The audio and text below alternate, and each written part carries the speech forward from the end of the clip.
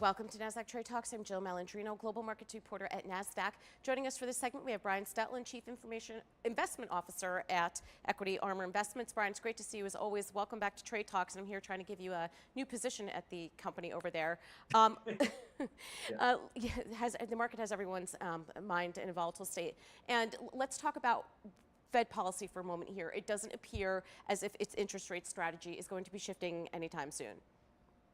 No, I mean, we've had some governors come out just recently too, basically talking interest rates up higher. Even if we've got a bad unemployment number coming out tomorrow and we don't see the kind of job growth or we see unemployment rates tick up, there's still the talk out there from the Fed that, hey, we're still going to raise interest rates. We need to get inflation under control. And so I think that's when you saw the market sort of turn to the downside a little bit earlier this afternoon or late morning. And so I think that's still going to overhang on the market, maybe provide more downside to the market going forward. We know rates aren't going to get back to zero. That's for sure. Where do you want to see them for growth to resume here? Well, yeah, I mean, I think it's a great question because I don't think growth needs to we don't need to see those interest rates hit zero for all of a sudden people to start buying tech companies and growthy type names again. I think what we do need to see, though, is for interest rates to sort of level off. Now, the Fed is still continuing to talk up rates a little bit higher here on the front end of the curve. So that's not great for growth just yet. And I'd also like to see the 10-year note basically stabilize under 4%. You know, it sort of backed off of that level a little bit, back down to 3.5% almost. If we can kind of bounce around and go sideways for a little while on the interest rate area, that's when I think growth can resume back to the upside because those companies that are sort of left after all the dust has cleared can sort of resume their course to the upside again. But until we see the interest rates sort of stabilize and get volatility to come down, until then, I don't know that I'm necessarily a big buyer of technology or growth type names until we see that. Let's talk about technicals for a moment here. We know the outsized weighting that Apple has, not only on the Nasdaq 100, but with the market overall. Are you seeing any bright spots when you think about other areas of the market outside of Apple?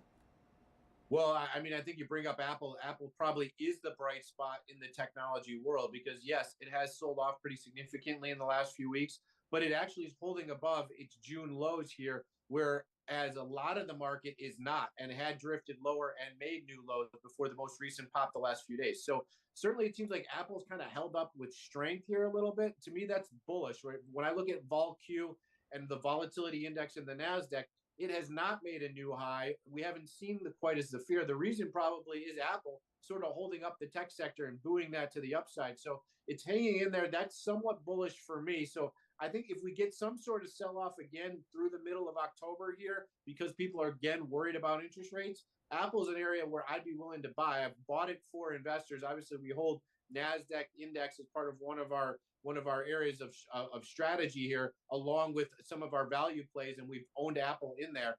So that's an area I would look to scoop if we get a little bit of a sell-off here, playing that into and thereafter the midterms.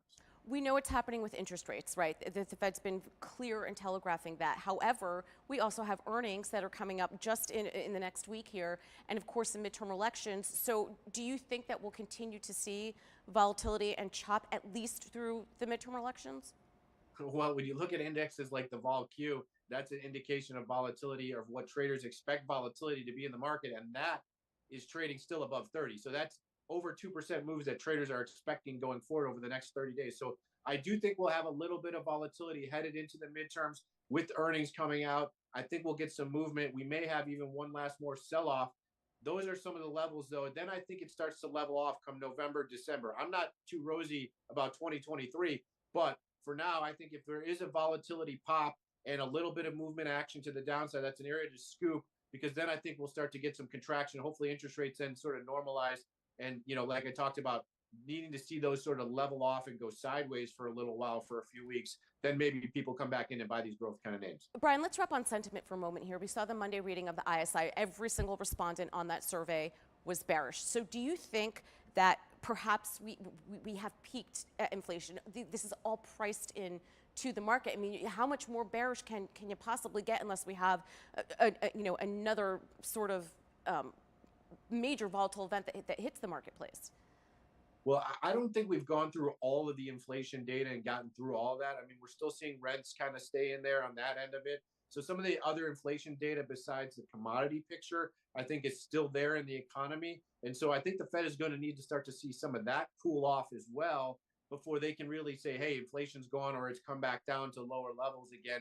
And then we can, sort of ease off and maybe stabilize rates. So I don't think we're quite there. I don't think we've gotten enough inflation data. I think there's reasons to still be concerned about inflation, although we're getting closer and closer to where it feels like a lot of this inflation is now put into place and maybe we'll start to sort of stabilize. But if the Fed says, hey, we need not just to stabilize, but we need to see prices get down so we can get back to a long-standing 2% run on inflation, then certainly the gas is still there to push inflation higher or put interest rates higher, I should say. All right, Brian, appreciate the insight as always. Thanks for joining us on Trade Talks. I'm Jill Malandrino, Global Markets Reporter at Nasdaq.